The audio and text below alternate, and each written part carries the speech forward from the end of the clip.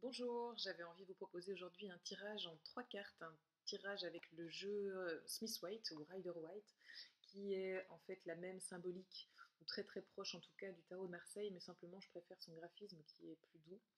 Et j'utilise le livre de Emmanuel Iger, que Marie Desmully m'avait fait découvrir il y a quelques années de ça, et je trouve que voilà, la manière dont les symboles sont présentés, la manière dont les interprétations sont proposées de manière très très ouverte.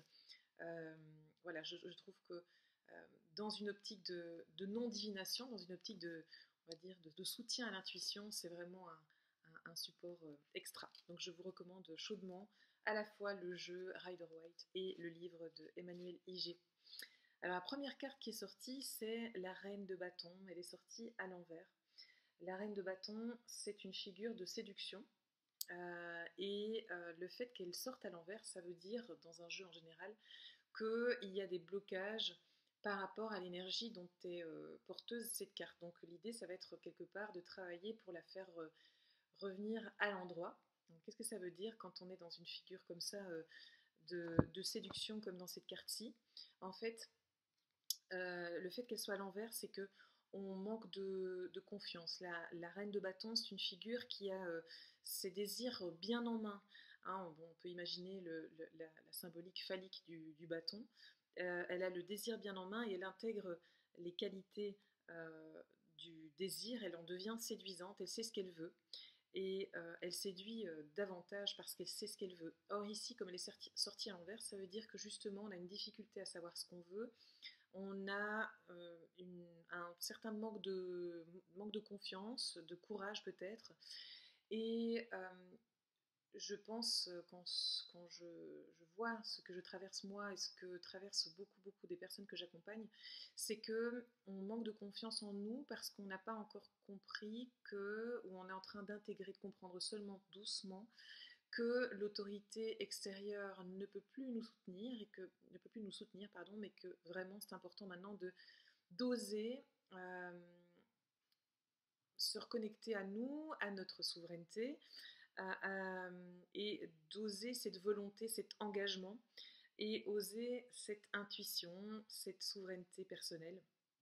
Donc, prendre ses responsabilités, euh, assumer la direction qu'on veut prendre dans la vie, c'est vraiment, vraiment l'invitation de cette carte qui sort comme ça. C'est écoutez-vous, soyez confiants, soyez sûrs de vous, faites preuve de volonté, de courage, d'engagement, et la direction va venir naturellement. Alors la deuxième carte ici, c'est le 5 d'épée. 5 d'épée sorti aussi à l'envers. Qu'est-ce que ça veut dire le 5 d'épée? Le 5 d'épée, c'est le conflit. Conflit surtout intellectuel, et quand elle sort à l'envers, ça veut dire qu'on est plutôt dans l'évitement du conflit. Alors moi, ce que j'en comprends, et c'est une proposition que je vous fais bien sûr toujours, donc prenez seulement ce qui résonne et ce qui vous soutient, c'est qu'on pourrait être dans l'évitement d'un conflit ou bien dans un conflit qui est stérile. Le conflit peut avoir certaines vertus quand, je dirais, il s'agit d'asseoir un point de vue différent, mais qu'on conclut par finalement je suis d'accord de ne pas être d'accord avec toi. Mais il fallait d'abord passer par une période de désaccord et donc de conflit. Et ici, le fait d'être dans l'évitement du conflit ou être dans des conflits stériles où on veut absolument avoir raison, ce qui nécessite que l'autre aura forcément tort, c'est forcément une issue qui ne sert personne. Donc voilà ce que je comprends moi de cette carte qui sort à l'envers, c'est comment est-ce qu'on peut faire quelque chose de plus noble que ce conflit stérile ou cet évitement de conflit pour se rencontrer à un moment donné au milieu du gué. Troisième carte, le cavalier, chevalier de denier.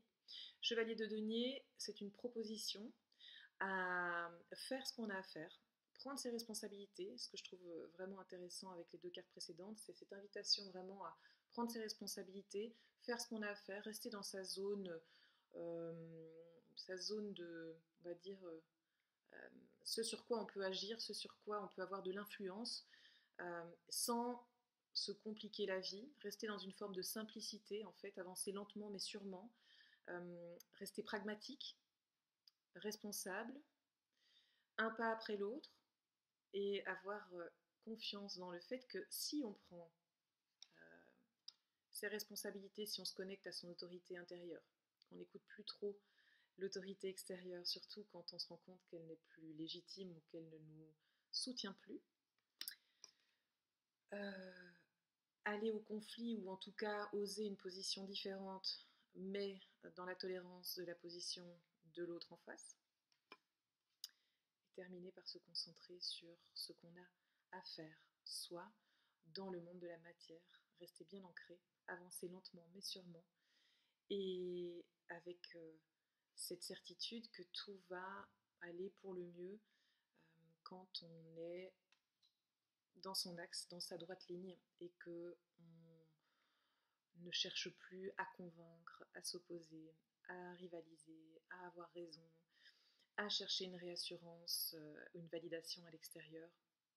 Voilà, je pense que c'est très très en lien avec mon vécu personnel, j'espère et j'imagine avec le vôtre aussi, et je vous retrouve bientôt pour un prochain tirage.